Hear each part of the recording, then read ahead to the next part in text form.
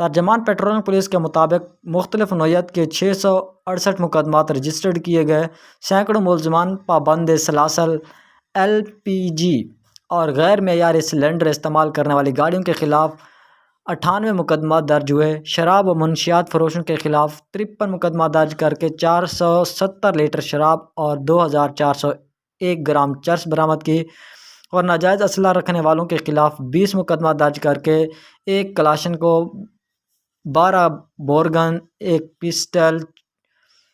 101 گولیاں برآمد کیں۔ ہائی ویز پر سفر کرنے والے 2181 افراد کو مختلف نوعیت کی ہیلپ فراہم کی،